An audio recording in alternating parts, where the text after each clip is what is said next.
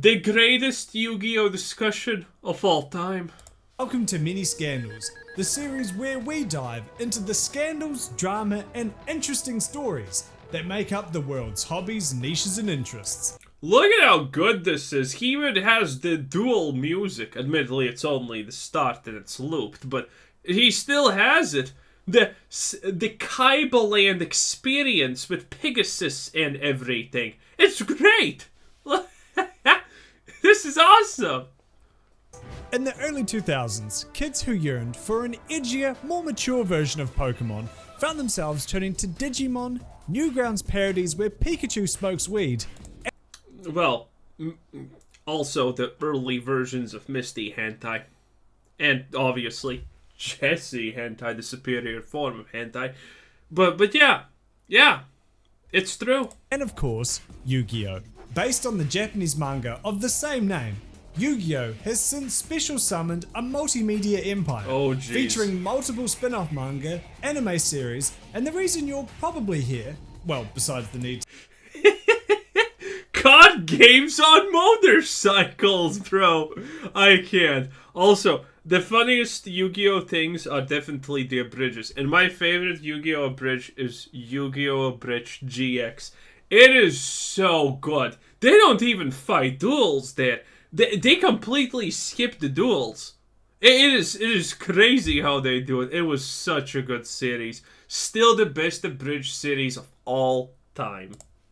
To distract yourself from your own mortality, the trading card game. Initially designed to give school bullies something new to steal, the trading card game has since gone to stand alongside titans such as Magic the Gathering and the Pokemon TCG. But this... I mean, Yu-Gi-Oh! Is the undeniable king. And this is coming from, someone who plays Magic constantly, right? Magic is just small potatoes compared to Pokemon. Whatever else he just mentioned, also small potatoes compared to Pokemon. No, I mean Yu-Gi-Oh! Yu-Gi-Oh! Yu-Gi-Oh! Is the best big thing, okay? People, when they're looking for a trading card game to play, the first thing they go to is essentially Yu-Gi-Oh! Then they figured out that, losing on turn 1 without taking an action is kind of stupid. And then they're kind of unhappy with that. Because let's face it, Yu-Gi-Oh! Is a 3-turn game. And that's it. The current problems with Yu-Gi-Oh! Are, well, pretty severe in that regard. But admittedly, Magic has it slightly better, I guess, with Arena being shittier than, Yu-Gi-Oh's version of Yu-Gi-Oh! Master Duel is, better than that. Oh, man. Even though Yu-Gi-Oh! Is a complete shit show, honestly, it's still the best shit show in a lot of regards. And the biggest one by far. This success has activated more than a few trap cards. It's time to discuss Yu-Gi-Oh! Scandals and drama.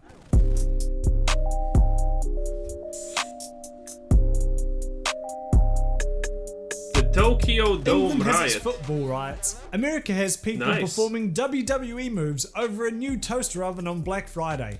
Dude, I love American Black Friday riots. It's just great. So, you're flipping a coin. Maybe you're gonna get trampled. Maybe you're gonna get a toaster that's 90% off. Yeah, I like those odds. I really do. But how do you get the normally orderly and respectful Japanese people to kick up a fuss? Why, you withhold a children's card game from them, of course. Obviously, long before Yu-Gi-Oh! Sailed the 7 seas and made its way to the West, it was taking Japan by storm. In 1999, Konami scheduled the Yu-Gi-Oh! Duel Monsters Legend Tournament to be held at the Tokyo Dome, a stadium that regularly hosts sporting events, concerts, and apparently card... Japan has sporting events outside of anime? That's shocking. game tournaments. After inviting the players who would be competing in the tournament, Konami opened up the invitation to anyone who had purchased that week's Shonen Jump magazine, the popular publication which printed the Yu-Gi-Oh! Manga. While I'm sure just the mere idea of a stadium full of men with pit stains playing Yu-Gi-Oh! Would have drawn a massive crowd on its own, Konami decided to seal the deal by announcing that they would be selling a premium pack of cards that would be unobtainable anywhere else. Oh, This to jeez. really make sense. Oh, jeez. Yeah, this is how every riot in Japan starts, pretty much. It's just limited time stuff. It's crazy. Everyone in that country just wants limited time stuff. You know what's the most craziest thing about Japan that people never talk about? It's the collectible thing, right? You can go on Japan's version of eBay, okay, or I guess Greg's Greg's Spot or whatever it's called, and you can buy premium mint quality collectibles that are 30 years old for pretty much pennies on the dollar. It is crazy. It is absolutely crazy. I first need to explain the environment that Yu-Gi-Oh was in at the time. Probably as a way to squeeze a quick buck out of the game they probably thought was in the middle of its 15 seconds of fame. Konami would often bundle powerful promo cards with Yu-Gi-Oh brand video games, guidebooks, and ride-on lawnmowers, all of which costed significantly more than your standard pack of cards. Keep in mind, all of these promo cards were completely tournament legal, boys. meaning anyone looking to get a competitive edge would either have to buy these products exclusively for the promos or buy them off someone who did. Even that might not be enough, however, as some of the promo cards were randomized on top of it all, meaning you could shell out for a full-priced video game only to get the Yu-Gi-Oh equivalent of a stick of gum and 2 stray pubes. The power level of these promo cards was so much That doesn't seem that bad, honestly. higher than the normally available What kind of gum are we talking about here? ones that the early meta of the game revolved around a deck type called Good Stuff, which was literally just a hodgepodge of whatever cards had the highest number. Dude, this is how you played it when you were kids. It's just monsters. Blue Eyes White Dragon. I summon you. On an empty board, obviously, by the way, because that's how it was played, okay? Oh, it has a bigger number than yours? Fuck you, buddy. It was great. It was absolutely great. Man, the days when we thought Jar of Greed wasn't OP, and we still had no idea what Jar of Greed did. Did it draw 5 cards? I don't know, maybe. Who knows? 2 or 5? What's the difference anyway, honestly, at the end of the day? Bruh, when Dark Skull got 500 more damage because you were playing at night. The good old days, huh? Man. Oh, bro. Yu-Gi-Oh! When it started was so epic, honestly. It was so epic. Was on them with no real strategy, putting the pros on the same level as the 10-year-olds playing during recess. So, the idea of showing up to a tournament that you weren't even competing in just to nab an exclusive pack of cards that might give you a competitive edge wasn't as ridiculous as that might sound today. Yup. But even still, Konami severely underestimated just how enticing this was. The day rolls around, and the Tokyo Dome, a venue used to hosting the likes of Michael Jackson, was considerably unprepared for the 55,000 Yu-Gi-Oh players who descended upon the stadium. Of these 55,000, Nice. only 45,000 made it in before the stadium reached its capacity, with the other 10,000 left to ponder the heart of the cards outside. Those who made it inside didn't It's fine, because their grandpa's decks have no bad cards in them, Kaiba. It's fine. The heart of the cards. They're gonna one day play and it's BAM! Egyptian god card right there off the bat. I didn't even have this in my deck. Well, it's fine. fare much better. As long as the you vendor believe. for the premium booster was considerably understocked for the amount of attendees. You didn't hear incorrectly either. I said vendor, not vendors. And the poor stall quickly found itself overrun by a crowd of people whose patience was wearing thinner by the minute. Obviously. Unsure of how best to handle the mounting tensions, organisers postponed the sale of the cards by a few hours before deciding to cancel the sale of the packs altogether. Having waited in line for hours on a hot summer's day, only to suffer from a case of Blue Bull's White Dragon, the crowd began to become belligerent, shouting at the staff and refusing to leave. Riot police were called in to duel the players, and 2 people were taken to the hospital, while others were treated with minor injuries. The tournament... He said to all the players. That's good. aka That's the real good. whole reason this thing was even happening, didn't make it past the second qualifying round before organisers decided to can it due to the commotion. Konami later tried to make amends for the people who showed up wanting a premium pack and set up a clunky mail order system that required you to submit proof you had attended on the day, either in the form of tickets or hospital makes gowns. sense. Add location. What is this? The other prince escaped years ago. Unfortunately, I'm one of the 2 out of 3 men who have suffered from male Oh yeah, I was gonna say, that looks like, balding. pattern baldness before the age of 35. Hey Rapunzel, mate, you coming down? So there's no chance my current hair will get me out of this tower. Mirror, mirror over there, however do I dare to solve this problem of my, balding? Head. Dude, just say head, that would have been perfect. Hi, I'm Pete You Blubber, here to talk to you about keeps. Worry no more, gentle prince. With keeps, you're given a clinically proven and research-backed treatment that can not only stop the loss of hair, but promote... I mean, I would say something about, but Keeps has sponsored me before, so I can't. strong, healthy hair growth as well.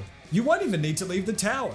Keeps utilizes physicians to create a treatment plan specifically for you, delivered direct to you. No need to see your local plague doctors and Also, is Keeps even around Wait, Keeps is probably not even around anymore. But, well, the code time has probably ended already. But, use his code, it's somewhere probably here. Thank you for Keeps, blah, blah, blah. Yeah, just do that thing. about half the cost. Thanks, Keeps.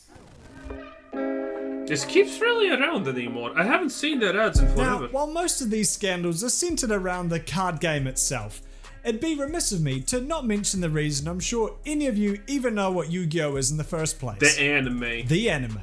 Having learned Yeah, from the boy. 20-minute commercials of the 80s, such as Transformers and G.I. Joe Mama, Yu-Gi-Oh hoped to one-up its predecessor. Okay. Who was your girl, boys? Taya or Maya? Or Joey's sister, I guess, technically. Yeah, and who picks Joey's sister? Anyway, I'm gonna go with the classic Taya. I'm Team Taya, kinda. We're also not talking about the Shizu, okay? It's only Taya or Maya. Leave down in the comments. I am Team Taya. Not gonna lie, boys. Not gonna lie. By adding in the addictive factor of gambling and advertising kids trading card booster packs. While Nice. content to sell the dopamine hit of proto-loot boxes to the impressionable youth, 4Kids, the company behind the Western Dude, at this rate, life itself is a proto-loot box. Like, let's be real. Card packs, yeah, well, I guess they're technically loot boxes. Well, they are loot boxes. But, life, if we're gonna call card packs loot boxes at this point, we might as well call life itself a proto-loot box, because it technically is. localization of the Yu-Gi-Oh anime were much more conservative when it came to the show's risque content. The name 4Kids Dude, there's so much art that USA ruined by, with an eraser. I mean, this is just one of the examples, and this is not even close to the spiciness examples that we want. I mean, look at the Japanese release. It has so much more flair, so much more soul and passion in it, unlike the USA cringe version. Oh, he even called it cringe.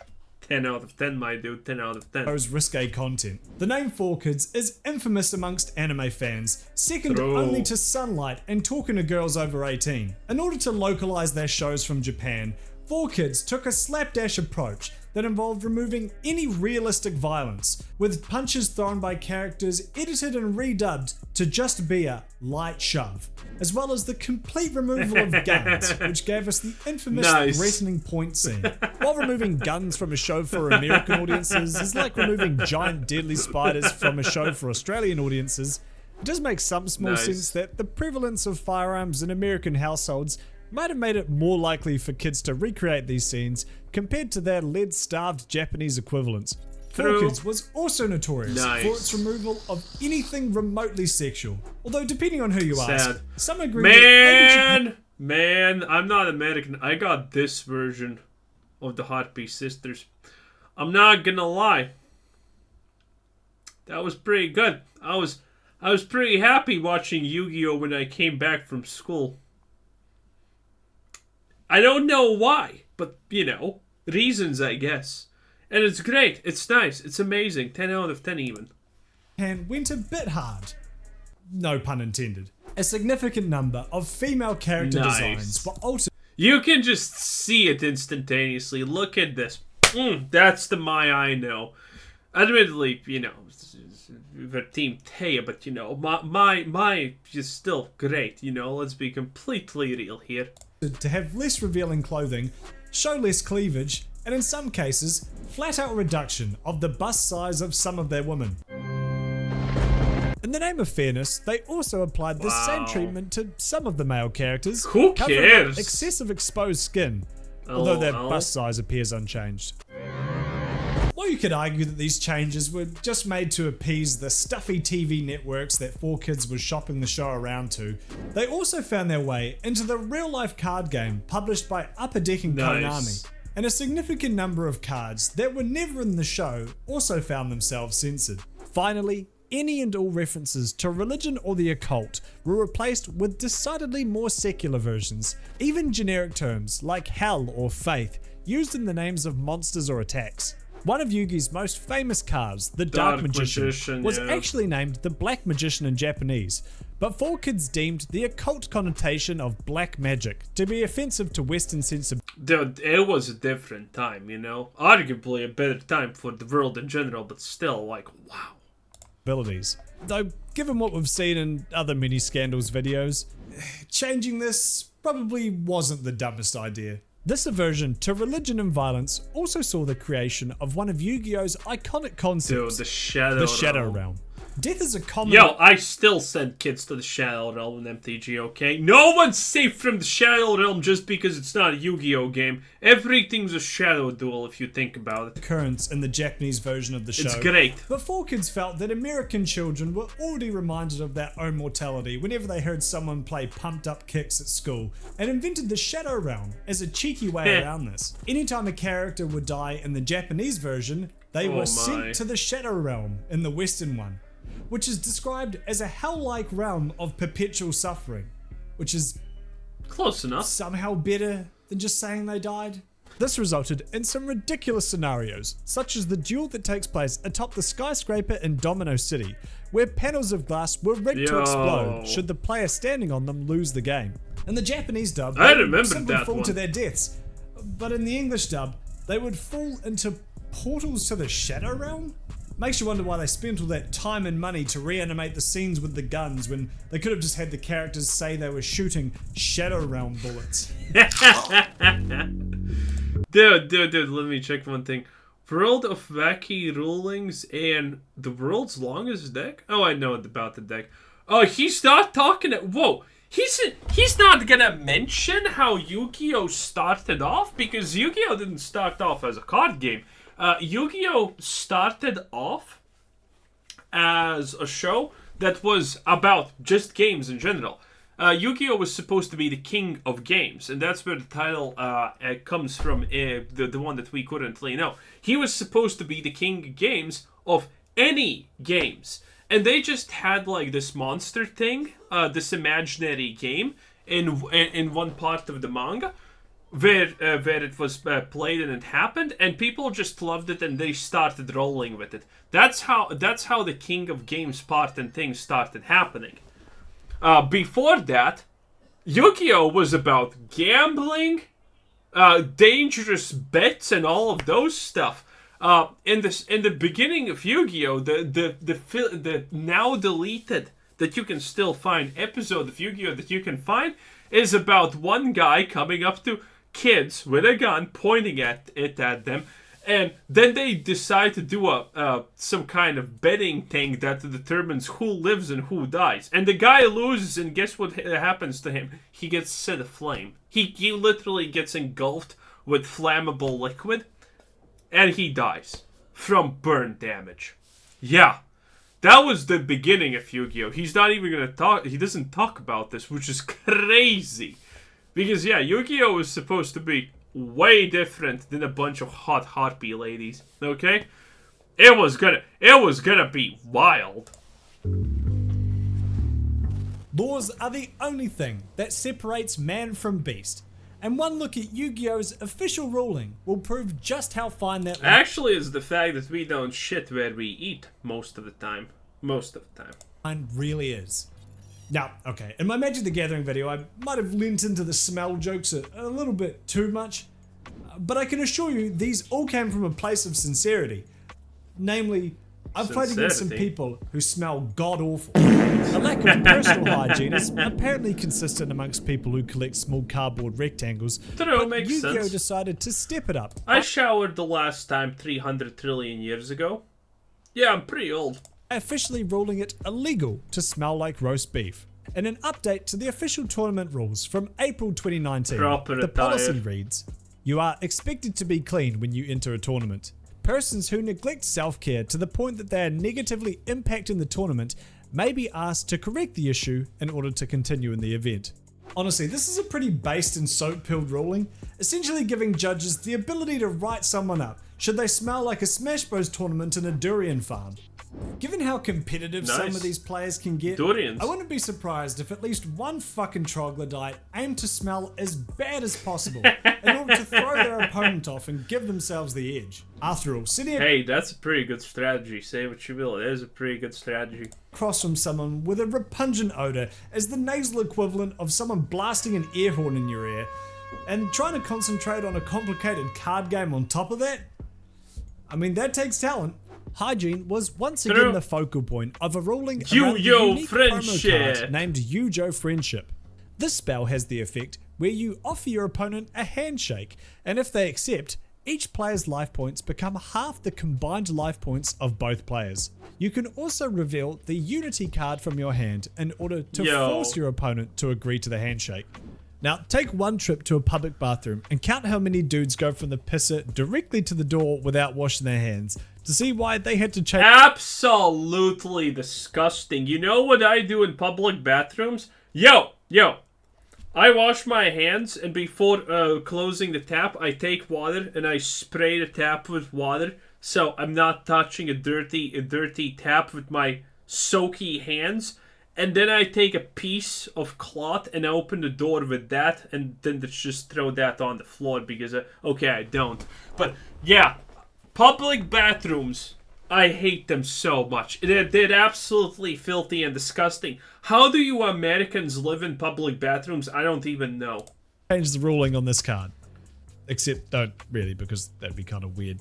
The current ruling on Yugioh Friendship states that you don't have to physically shake your opponent's hand, just consent to the idea of a handshake. Consent the idea. Weirdly What? philosophical. This ruling happened years before the pandemic, and while Yugioh Friendship isn't a card that sees a ton of tournament play, it's still one of the few rulings I can think of that stop you from reducing your actual life points to 0. That's great. If you thought my Kiwi accent talking about cutting a deck in my Magic the Gathering video sounded suspicious, now I get to talk about a guy with a really, really long deck instead. You'd think most card games would have some manner of maximum deck size. I completely understand you. I suffer from the same thing. YouTube, every time I say that word, YouTube thinks exactly what you think it thinks. It's painful. Right? Magic the Gathering requires you to be able to shuffle your deck unassisted. Pokemon's players can't count above 10, but for a good chunk of Yu-Gi-Oh's life, there was no rules about how long your deck can be. Staunchly defying the notion that Germans don't have a sense of humour.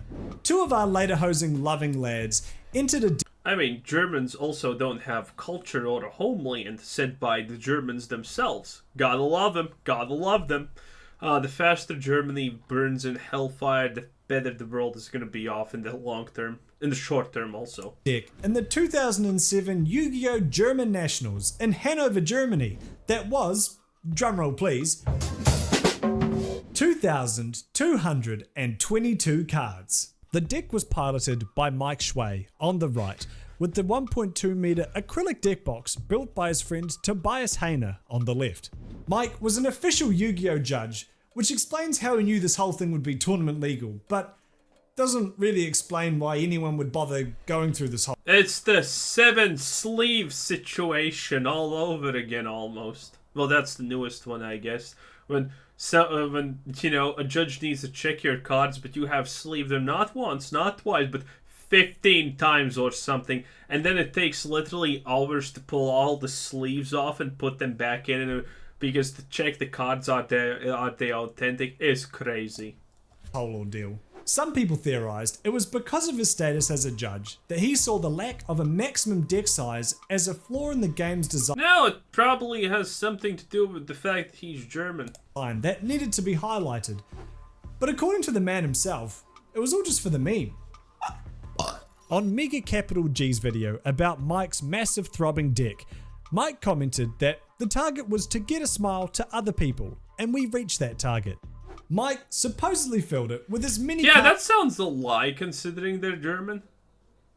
Or smile means something else, I'm not sure. Cards as possible that would either let him shuffle his deck or find needles in a haystack. So, cards in his deck, which would then need to be shuffled. According to him, one game had him playing Green Gadget, a card which has you search your deck for the corresponding Red Gadget card before shuffling your deck. As you can imagine, shuffling a deck of this size is somewhat of a logistical... Well, first, searching... That's actually hilarious, I did not know that part. Searching just for that is pretty hard. Let alone, reshuffling that bad boy. Nightmare. Even That's with this crazy. German engineered stand. And he was handed a game loss for taking too long to shuffle after playing Green Gadget. Mike even named this deck Mission Impossible, as mission is the German word for shuffling, meaning the deck was named Shuffling Impossible in English. Which is brilliant, frankly. Seeing that this deck would most likely continue to live up to its name, Mike was given a disqualification in his second game, and the 2,222 card deck was retired for good. A couple of years later, Konami made the decision to finally implement a maximum deck size, pulling the number down from infinity to a relatively conservative 60. While the timing of this has placed some doubts minimum 40, maximum 60. Wow. over whether or not Mike's stunt had any real influence over the situation. No. The story is much better. I mean, they're German. Who gives a shit? And hey, as long as the Germans are not starting to put on uniforms or do something of that sort, I think no one gives a shit what the Germans are doing. Or as long as the World Economic Forum is not actually involved in anything. I don't think any one of us honestly cares. If we say he did. So I'm just going to lie and say that he was the exact reason for this change. What are you going to do? Prove me wrong? No, I'm too lazy Interested for that. in more mini scandals? Anyway, that was many kudos. Great channel, great shit. And there's Beef Boys. It's like his podcast or something, which is not seeing a lot of success, so go subscribe to it. I personally have not watched it, but his, normal videos are great. Let's be real, absolute giga chad. Yep, that's him. Anyway, this was Quizzer Sensei, and thanks for watching. Subscribe. Whoa. Anyway, this was Quizzer Sensei. Thanks for watching. Subscribe if you haven't already, and have a nice day. Bye-bye.